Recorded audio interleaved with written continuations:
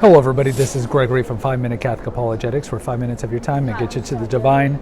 Today we're going to talk about the problems with liberation theology. Now before we begin, let's start with a prayer. In nomine Patris et Filii et Spiritus Sancti, Amen. Gloria Patri et Filio et Spiritui Sancto, secutora in principio et nunc et semper et seculi seculorum. Amen. Patris et Filio et Spiritus Sancti, Amen.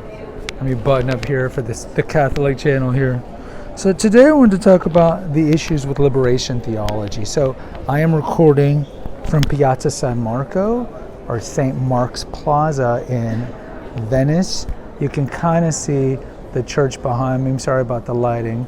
And then the tower is over here. The Doge's Palace is that way, and I'm in the actual piazza here. And the weather's holding up, so it hasn't rained like it anticipated. But I want to do an episode on liberation theology, because liberation theology was very big in the 70s and 80s when many people of my generation, or certainly older generations, were growing up. And if you were in Latin America or Africa or even the United States, you might have come across this. Liberation theology essentially espouses social justice, work for the poor, helping the poor, and similar things like that, which we would all agree with. We know these are corporal works of mercy, as mentioned in Matthew 25, when Jesus is separating the goats from the sheep. Why are people going to hell? Why are people going to heaven? And the people going to heaven fed the hungry, gave shelter to those who needed shelter, gave water to those who were thirsty, and so forth. So we know the importance of feeding the poor. So liberation theology, like Hilary Belloc, which was a famous 19th century kind of French Catholic thinker, said that all heresies have a certain amount of truth in them. And the thing with liberation theology is, of course, it's like anytime you say, well, don't you care about children? You know, like if you should fund the next bond at your public education or whatever it is. Like when the lottery was pushed, there like all the money would go to education. Don't you want to help the children? So it's the same thing. Like, don't you want to help the poor? Well, of course you do. But the problem with liberation theology was that liberation theology was a Marxist idea. It was a Marxist repackaging of helping the needy. But really what it was, like Marxism in general, is packaging lies, like helping out the proletariat, helping out the working class. But really it's all about appropriation of private property and worshiping the state. So the main things about liberation theology is similar to some of the planks of the Communist Manifesto by Karl Marx in the 1840s, is no one should have private property, worship the state and not God. So it's essentially the abolition of religion, the abolition of the family. They want to break down the family and destroy the family unit. I mean, a lot of these things sound familiar. And if you look at the planks of the Communist Manifesto, 7 of them are in America. Free public education, for example, is another one. A progressive income tax. But either way, the principle or the fundamental ethos of Marxism is completely contrary to that of Catholic and Christian theology in general. And we do care about the social poor. You can go back to Leo XIII. Rerum Novarum was a very important encyclical that he wrote in his pontificate, somewhere in the 1870s, I think he wrote it.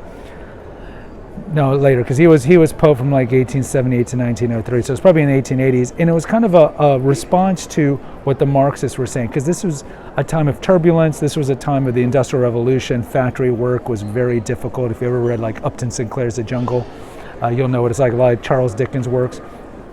And so the Marxists were making a lot of inroads with the working poor. The capitalists, the bourgeois don't like you, they hate you, they want to keep you down, embrace our ideology. But understand, with Marxism, and you saw this played out in the Russian Revolution, it's all a means to an end. Marxists want power, and so like you saw in the Russian Revolution, they would topple the Tsar and the aristocracy, but they would just move into their palaces. See, it's all in the name of the man and the woman, helping them out. And yes, we'll need government for a little while. Yes, we'll allow private property for a little, but eventually the goal is a government-less society, a worker proletarian paradise. But we knew it was never going to happen, and it never did happen. So you look at Cardinal Ratzinger, future Pope Benedict, John Paul II, and others were very vociferous in their attacks of liberation theology in the 1970s, because liberation theology was making a lot of inroads, especially in Central America. You look in El Salvador, you look at Nicaragua, you look at Peru. You know of Archbishop Romero. He was a martyr. He was outspoken against liberation theology and against the leftist attacks, and they warned him in Nicaragua, it's like, we're going to assassinate you. And they ended up assassinating him, Archbishop Romero, so now he's a saint, I believe. But the church has been very clear on this. Now, of course, there's going to be enemies within the church and in the church that still support liberation theology, but just understand, like with a lot of things, the facade of it, or the front of it, is that it's something that's good. Don't you want to help the poor? Yes, of course we want to help the poor. We are expected to help the poor. It's one of the works of mercy. But toppling the existing regime, eradicating private property, eradicating organized religion, and eradicating the family are not goals to helping the poor. Even Christ says, the poor will always be with you. And no institution in human history has done more to help the poor than the Holy Roman Catholic Church. So let's remember that. So anytime you're reading some literature from the 70s, 80s, or you hear about liberation theology, and look, there were a lot of priests during that time that were very supportive. The Jesuits in particular got really caught up in it, and liberation theology. And not surprisingly, you see that the Jesuits are dying off because they were once staunch defenders of the faith, especially in the Counter-Reformation of the 17th century, and then they've essentially been bought out and co-opted by the radical left. But anytime you see liberation theology, stay away. Guys, post in the comments. I'd love to hear from you. Hit the notification, subscribe, and share button. Until next time, take care, God bless, and pray.